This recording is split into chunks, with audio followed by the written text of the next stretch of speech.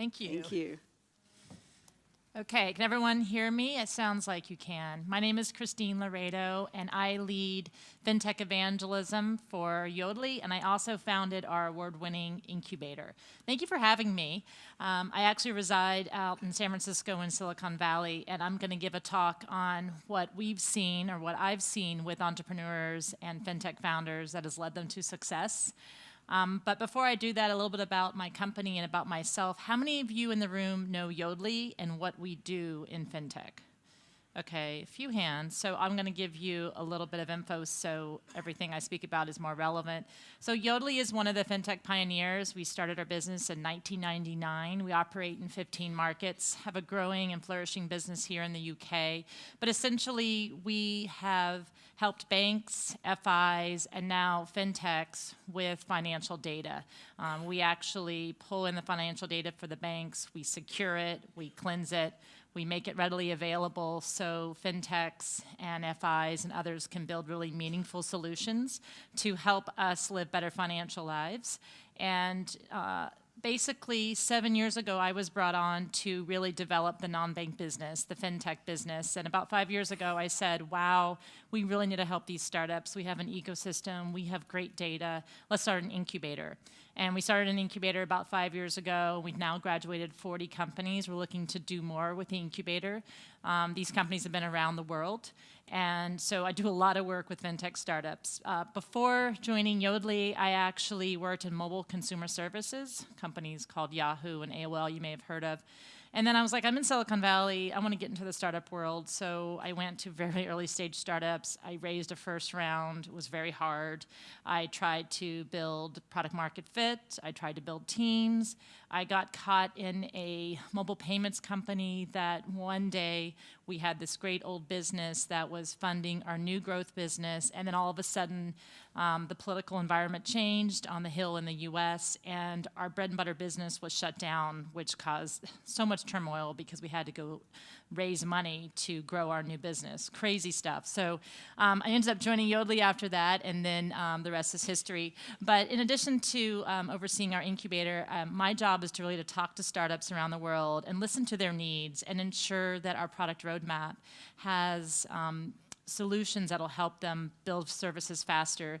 One of the things we recently uncovered through that work was a renewed commitment to developers. And so I'm really excited about our product roadmap and how it will enhance the developer experience and more. But for now, I'm going to move on and talk about what it takes to be successful. But first, before I get into those Fintech needs, there are actually some key attributes of founders. And I've gained these insights by not only working with the mentors and investors in our ecosystem, but talking to founders. And I think it's important to share because this is critical across tech and carries through the additional needs. So the first is solve a problem that's meaningful, not just an idea, a problem that customers will reach in their wallet and give you money for. And it has to be some sort of sense of urgency. I see a lot of entrepreneurs out there with a great whiz-bang idea, but then there's no solving of a problem. Nobody wants to pay for it. There's no sense of urgency. And the proverbial solution in search of a problem does exist. So it's very important to make sure that you have a problem that your customers will reach out and spend their budgets or their hard-earned dollars on. And the next piece is building those effective teams, right? So having the leadership to guide the vision, having the people on board to support.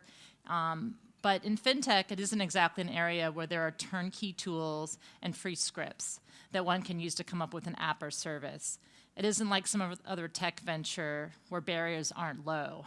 There's financial needs, technological needs, and business expertise needs. So you've got to have that right team. And you can tell within 2 handfuls of hours of working with companies in boot camps who has the team and who doesn't to go and take that problem you're solving to success.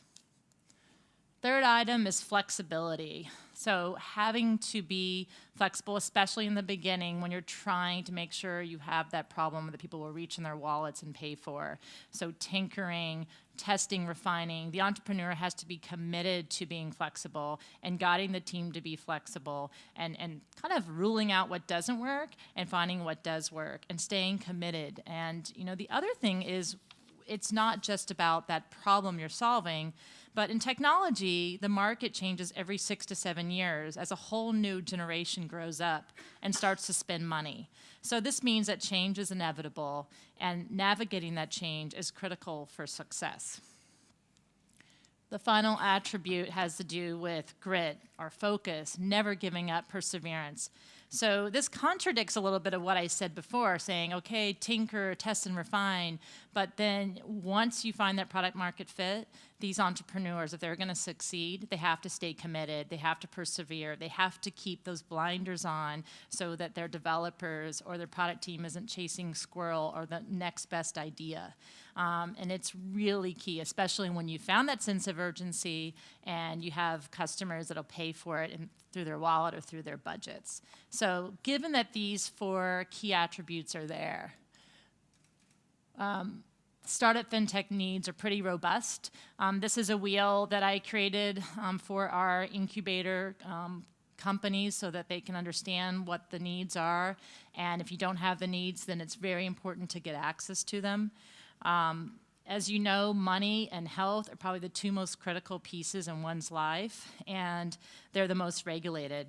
The financial vertical is one of the last to benefit from new tech and is the victim of tougher regulatory environment. I know you guys were spending a lot of time in this debate before, and so I don't have to mention how serious that is. But we also have some marketplaces evolving. We are entering a robust 2-sided economy, also known as the sharing economy, where we have heavy hitters like Airbnb, Lyft, Uber, that are just incorporating financial services to enable different types of transactions for both businesses that they're building. So it's super exciting. There's so many ideas out there, so many ways to innovate, as fintech is everywhere and sparking tons of innovation. But it's so important to understand these needs. So I'm just going to mention a few of them that I've seen these startups need and lack, and really kind of show how they can gain this expertise through an ecosystem. The first one is regulatory and compliance. I'm not going to spend a lot of time on it. I just want to highlight how important it is. It's also important to think globally and act locally because environments change constantly. I was a victim of it in a previous company, as I mentioned. Every market's different. Political landscapes change it. There's so much compliance and required, and often includes accountants and lawyers. So it's important to have the understanding here.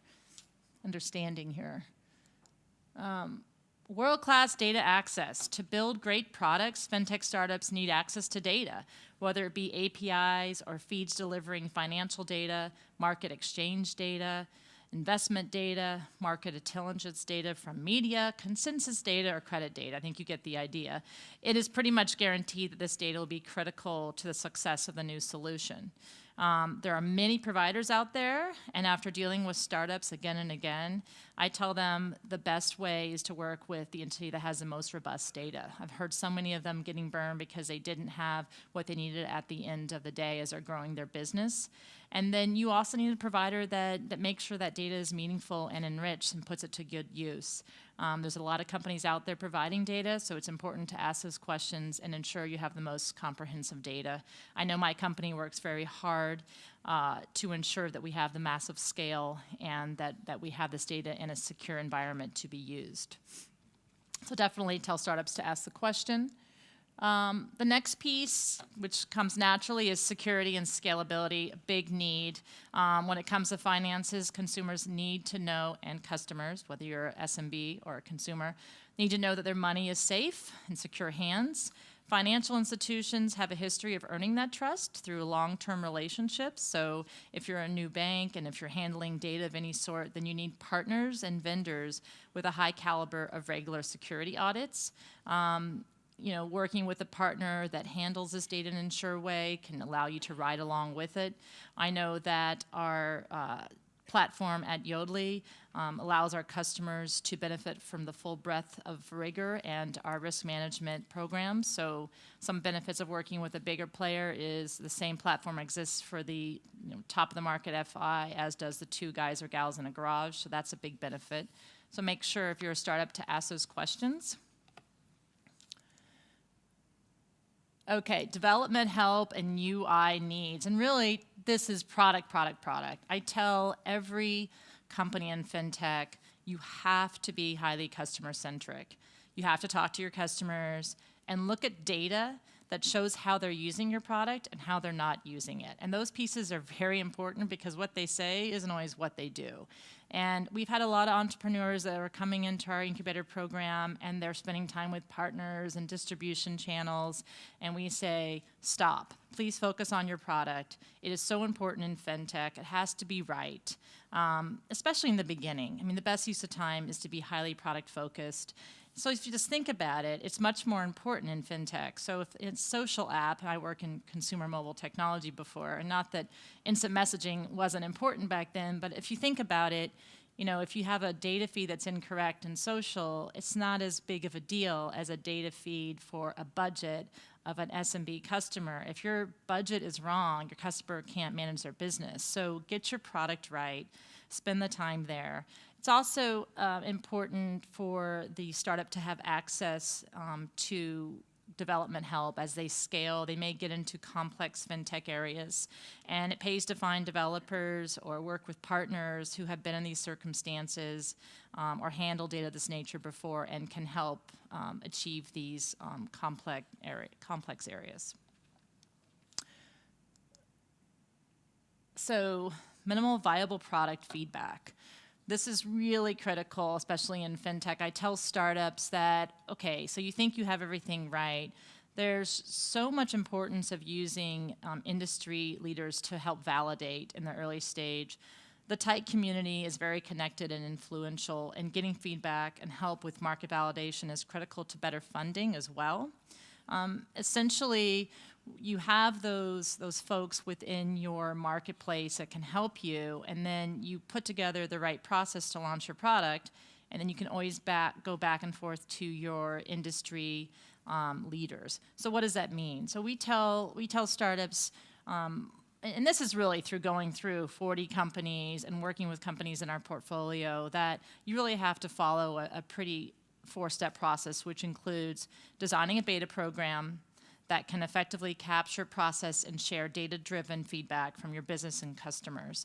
And once you have that beta program, then you go and you create your pricing strategy, then you launch it back in the market, you get your user feedback, and then you have to apply your engagement pieces. So if you heard me talk before about being customer-centric and really making sure you look at not just what your customers are saying, but how they're using it, and you apply all this, at the same time getting your feedback from your market leaders, then you will definitely have a a minimal viable product. And so setting those stages up, your industry feedback, your beta, your pricing, your user feedback, and your engagement analysis will set up the startups for success. Okay. Moving along. So funding and capital, it's kind of an obvious one, but the way I'm going to speak about it isn't obvious. It's more about access and getting relationships built at an early stage with those that hold the keys to wallets. And if you look at the recent stats from CB Insights, I think 2018, there was $40 billion invested globally in fintech. So you might think, it must be pretty easy. We grew 120% from the year before. But if you break it down, many of those were very big deals. I think we had a $14 billion deal alone from one of Alibaba's ventures. And so it actually isn't as easy as it seems. And giving these startups access to the VCs early on helps them build relationships, help them understand a little bit more about their vision. You can actually use these investors to help shape the vision and shape the product, which will help create a better synergy, because it's not just the first raise, it's several thereafter, because you need a lot of money to build a great fintech. It's not as easy as a consumer mobile service. And so all my successful companies suggest working with them early on and letting those investors shape the story and build relationships.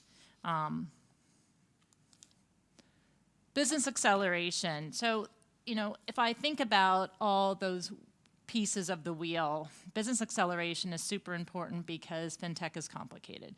There's so many accelerators out there. Of course, we operate our own. There's no equity involved in our accelerator. We take companies globally. It's not a residence program. It's pretty easy to participate. Of course, you have to get in. But I really think it's important. So I tell startups, find a way to get some kind of business acceleration. Work with a vendor or a partner that's big, that has an ecosystem so they can help them with relationships. Go to an incubator or an accelerator or two. Spend time networking. Certain regions of the world have meetups and events, but I think it's a very big piece, and meeting other folks that have solved problems that you're stuck on can really help growth and the ability to become successful. So hopefully that was interesting. I just shared a little bit about what we think startups need. It's quite a lot. I can't stress the importance of an ecosystem, whether it be through an accelerator or a vendor or partner or through some other method to achieve help and access to these needs. But thanks for letting me share some views from Silicon Valley. I think I have 4 minutes left for questions, and we'll take those now. Sure, let's take some questions. Is there anything on Slido? Otherwise, we'll take some questions from the floor. There's one here. Oh, there's one on Slido as well. Oh, okay. Hi, Well, go Christine. ahead. Thank you very much. So I too have lived in Silicon Valley, lived in London, lived in New York, and obviously you talked about kind of going all over the globe, talking to fintech startups. So what I'd be really curious to know is your take on the sort of idiosyncrasies of the different markets and what it is maybe that you feel is special about London, and maybe what help startups in London need that might be a bit different from, let's say, the Valley or other places in the globe? Yeah, it's a good question. I think just my little bit of knowledge of London, I would akin it to New York, where it's a financial market first and foremost, and then the tech was kind of built around it. So I think you have a lot of that financial expertise. I look at Silicon Valley, and you've got the tech, but then we lack in the financial piece, and it's a struggle.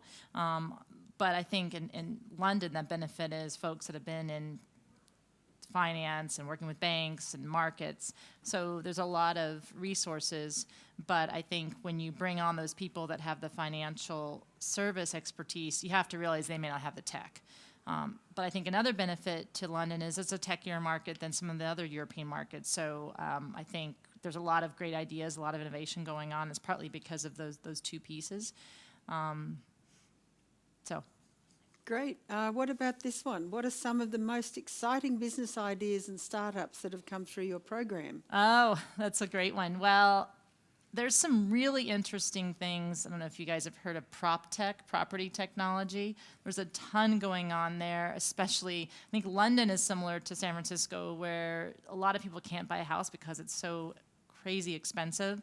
So one of the most interesting ideas is a company that's helping in high real estate markets, but then there's another one that came on last year that's helping in non-high income markets. So, serving the folks that make a lot of money that can't afford a house because you're living in San Francisco or London. And then there's a company, Hurry Home, that's actually helping people who are underserved, who actually live in the outside of Detroit, and they can't buy a home because of what's happened to Detroit, and they just, they're blue collar and they just don't have the money. So what both of these companies do is they buy part of the house with you, so that you're an equity owner, not like a bank, but like a real entity, and they enable people to have a house to serve their 5-person family that has a decent living experience, both in a kind of an underserved market and San Francisco or London. So I like the two sides. The other thing that we had in our incubator was a company that's a next generation mobile voting platform called Votes. And they used us as one of the 3 factors of authentication. So if you're voting in municipality or proxy voting or one of the other use cases, they would have 3 factors: blockchain, biometrics, and then account verification. I thought that was pretty cool. So some good examples. Great, thanks very much. Maybe take the last one and give us your thoughts on the funding gap between male and females. Oh, wow. That is such a big question. I mean, I think I spoke about this recently in Austin, Texas, which, by the way, there's more female entrepreneurs in Austin, Texas getting funding than any other place in the U.S. I was born in Fort Worth, Texas, so that's pretty exciting.